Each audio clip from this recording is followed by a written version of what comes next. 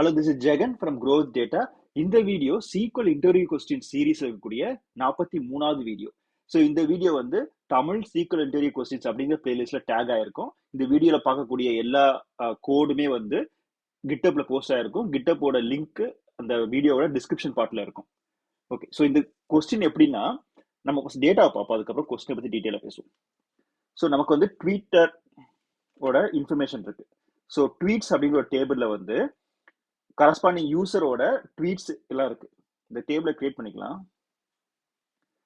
So இதுல வந்து user ID இருக்கு. அந்த யூசர் ஐடியோட கரஸ்பாண்டிங் ட்விட்டர் ஐடி, என்ன ட்வீட் பண்ணாங்க, எப்போ பண்ணாங்க, அந்த டேட் எல்லாமே இருக்கு. ஸோ இதுல வந்து ஹேஷ்டேக் யூஸ் பண்றாங்க. இப்போ ஃபர்ஸ்ட் இதுல பாத்தீங்கன்னா யூசர் 135 வந்து ஹாப்பி டே அப்படின்னு ஒரு ஹேஷ்டேக் யூஸ் பண்றாங்க. மார்னிங் வைப்ஸ் ஒரு ஹேஷ்டேக் யூஸ் பண்றாங்க.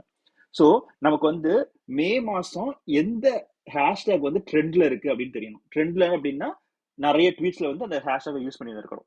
அப்ப நீங்க பேசிக்கலா ஹேஷ்டேக் அதோட கவுண்ட் எடுத்தீங்கன்னா டாப் கவுண்ட்ஸ் இருக்கும் இல்லையா, டாப் 3 யூசர்ஸோட கவுண்ட் வேணும்.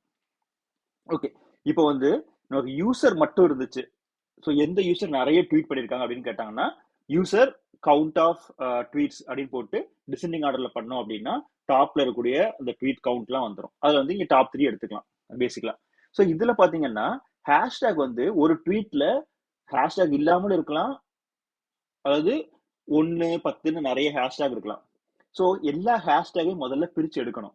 எடுத்து எத்தனை ஹேஷ்டேக் அந்த மே மாசத்துல யூஸ் ஆயிருக்கு அப்படிங்கிறத பார்க்கணும்.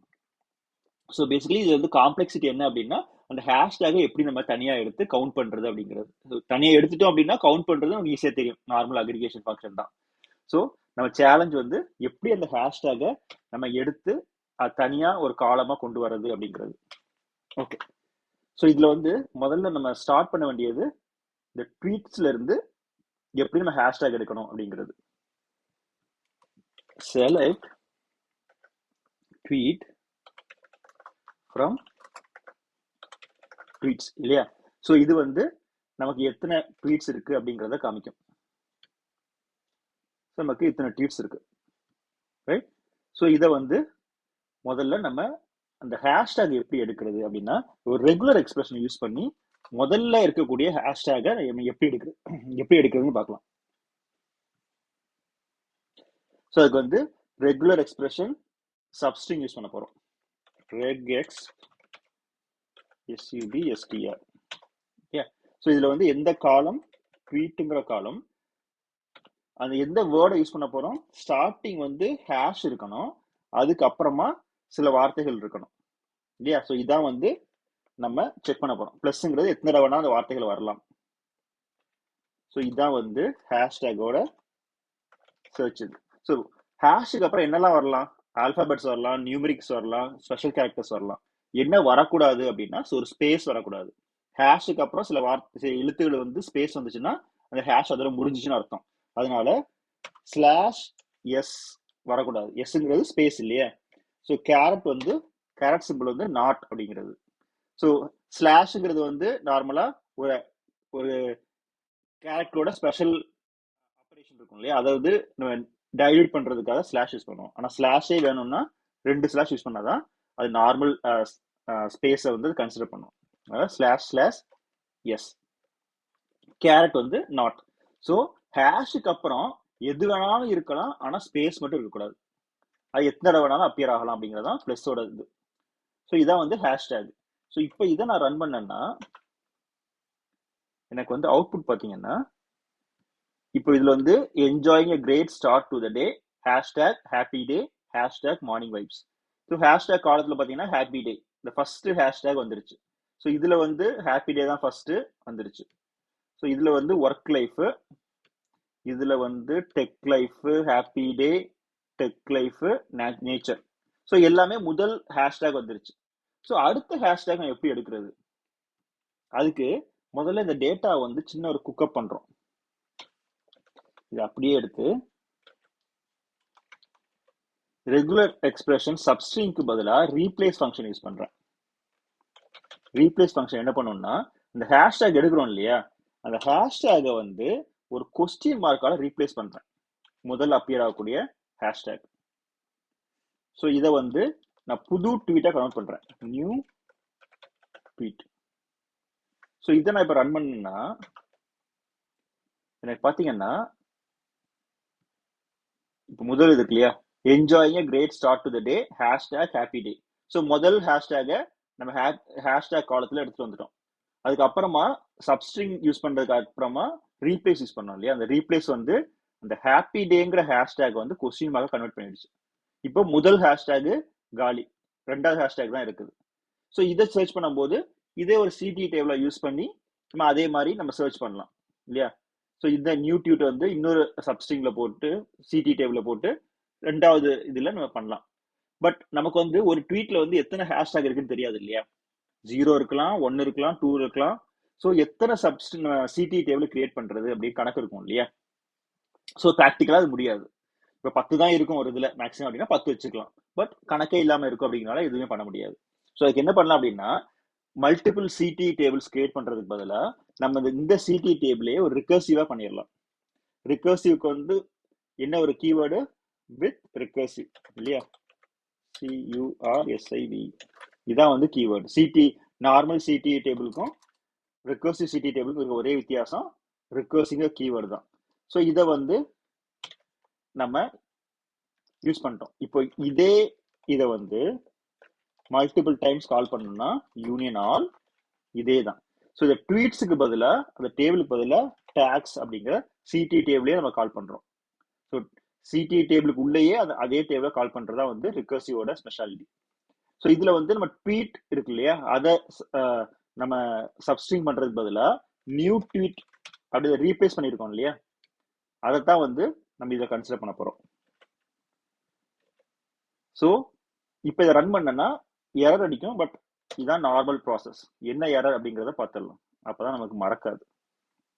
ஸோ இதுல பாத்தீங்கன்னா இந்த எரர் வந்து ரைட், இது ஒன்று மிஸ் பண்ணியிருக்கோம். இது இல்லை actual error. So new tweet from, இதை செலக்ட் பண்ணோம் இல்லையா, வெறும் சிடி மட்டும் கிளிக் பண்ணியிருக்கோம். Select star from tags. So இதுல பாத்தீங்கன்னா இந்த ரிகர்சிவ் டெப்த் இருக்கு இல்லையா, இது 1001 தடவை ரன் ஆயிட்டு இந்த ரிகர்சிவ் டெப்த் லார்ஜர் வேல்யூன்னு எரர் வந்திருக்கு. இது வந்து வைல் லூப் மாதிரி, வைல் லூப் பிரேக் ஆகாம கண்டினியூஸ் ஆகிட்டே இருக்கும் இல்லையா, அத மாதிரி இந்த ரிகர்சிவ் வந்து லூப்ல போயிட்டே இருக்கு. ஏன்னா இது ஒரு தடவை கிளியர் பண்ணோம், அடுத்த அதே ட்வீட் வந்து திரும்ப சப்ஸ்ட்ரிங்ல வந்து தேடிட்டே இருக்கும் இல்லையா, எங்க நிறுத்துறதுன்னு தெரியாது. ஸோ எங்க நிறுத்தணும் அப்படின்னா, ஒன்ஸ் நம்ம ஹேஷ்டேக் எல்லாம் அதுல இருந்து ஃபில்டர் பண்ணிட்டோம் அப்படின்னா ஹேஷ்டேக் இல்ல அப்படிங்கும் போது ஹேஷ்டேக் நல் ஆயிரும். அதனால வேர் ஹேஷ்டேக் இஸ் நாட் நல், எப்போ நல் இல்லாம ஒரு வேல்யூ இருக்கோ அது வரைக்கும் இந்த ரிகர்சிவ் வந்து ரன் ஆகிட்டே இருக்கணும். ஒன்ஸ் எவ்ரிதிங் இஸ் நல் அப்படின்னு ஆயிடுச்சுன்னா நம்ம வந்து இதை ஸ்டாப் பண்ணிடணும்.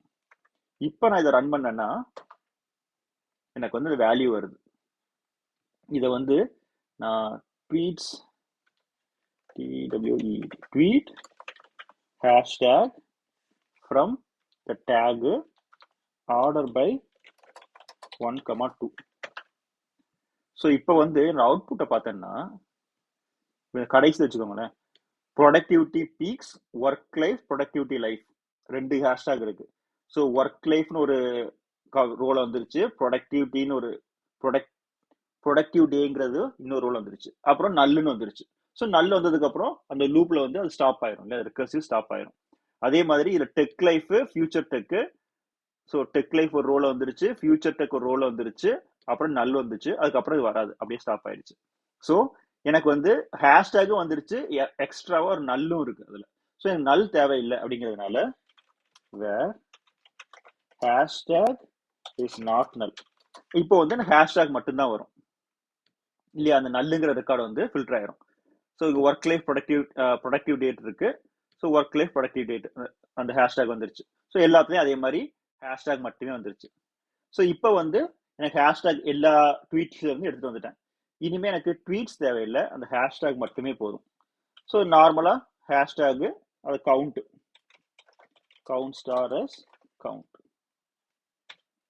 ஸோ நம்ம கவுண்ட் யூஸ் பண்றதுனால group by hashtag order by 1,2 is okay. So இப்போ பார்த்தீங்கன்னா எனக்கு எல்லா ஹேஷ்டேக்கும் வந்துருச்சு, அதோட கவுண்ட் வந்துருச்சு. ஸோ கவுண்ட் தான் வந்து டிசெண்டிங் ஆர்டர் முதல்ல இல்லையா, 2 டிசெண்டிங் ஆர்டர், அப்புறமா ஹேஷ், அதுவும் டிசெண்டிங் ஆர்டர். ஸோ எனக்கு 3 2. ஸோ ஃபர்ஸ்ட் 2 வந்துச்சு. மூணாவது வந்து எனக்கு இத்தனை 1 இருக்கு. ஸோ இதுல எதை நான் எடுத்துட்டு வர்றது இல்லையா? ஸோ அவங்க என்ன சொல்றாங்கன்னா count descending order, hashtag descending order, அந்த ஆர்டர்ல எனக்கு டாப் 3 எடுத்துட்டு வா அப்படிங்கிறாங்க. ஸோ இதுல வந்து நான் வந்து லிமிட் டு 3 கொடுத்துடலாம். பட் எனக்கு இது வந்து எல்லாமே வந்து 4 or 5 சேர்ந்து ஒரே நம்பரா இருக்கு அப்படின்னா நான் எப்படி அதை எடுத்துட்டு வர்றது? லிமிட் 2 3க்கு பதிலா இன்னொரு decent way of doing it is row number கொடுக்கலாம். ஆனா ரோ நம்பர் வந்து ஒரே ரேங்க்ல இருக்கிறது அப்படின்னால dense rank is preferred. Dense rank over, நமக்கு பார்ட்டிஷன் தேவையில்லை, order by count star descending. So இதை கொடுத்தேன் அப்படின்னா எனக்கு வந்து ரேங்க்னு வச்சுப்போம். என்னாகும், அந்த கவுண்ட்டுக்கு வந்து 3 வந்து ரேங்க் 1 2 ஆயிடுச்சு. மற்ற எல்லாமே அதே மாதிரி 3 3ன்னு வருது. ஸோ நான் லெஸ் தேன் 3ன்னு கொடுத்தேன்னா எல்லாமே வந்துடும். ஸோ அதுக்கு என்ன பண்றது, சொன்ன மாதிரி அந்த கவுண்ட்டுக்கு அப்புறமா ஹேஷ்டேகும் டிசெண்டிங் ஆர்டர்ல இருக்கணும் இல்லையா? ஸோ அதையும் ஆர்டர் பண்ணோம்னா எனக்கு வந்து அதுல ஹேஷ்டேகை பேஸ் பண்ணி ரேங்க் வந்துடும் 3 4 5 6 7. இப்போ வந்து நான் எக்ஸாக்டா எத்தனை இது இருக்குன்னு பார்த்துடலாம். எனக்கு ஆர்டர் பை தேவையில்லை.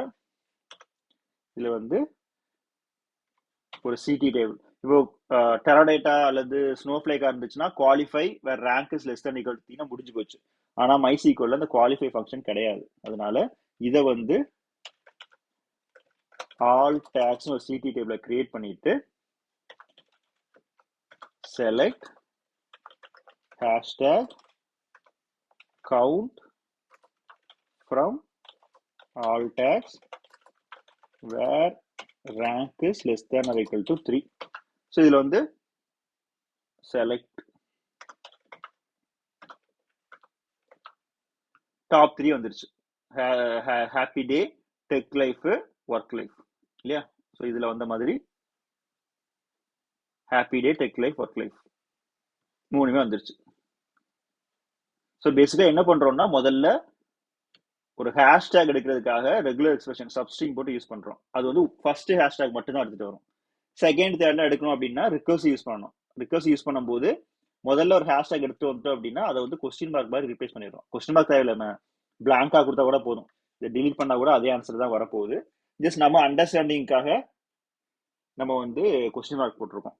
ஸோ இந்த கொஸ்டின் மார்க் இருந்துச்சு, அந்த இடத்துல ஒரு ஹேஷ்டேக் இருந்துச்சு அப்படின்னு நமக்கு தெரியுங்கிறதுக்காக. ஸோ அந்த நியூ ட்வீட்டை வந்து திரும்பவும் வந்து நம்ம லூப்ல போட்டு எத்தனை ஹேஷ்டேக் இருக்கோ அதை எடுத்துட்டே இருக்கும். எப்போ வந்து ஹேஷ்டேக் வந்து நாட் நல்லா இருக்கோ அது வரைக்கும் அந்த லூப் போயிட்டே இருக்கும். நல்லா ஆயிடுச்சுன்னா அது ஸ்டாப் ஆயிரும்.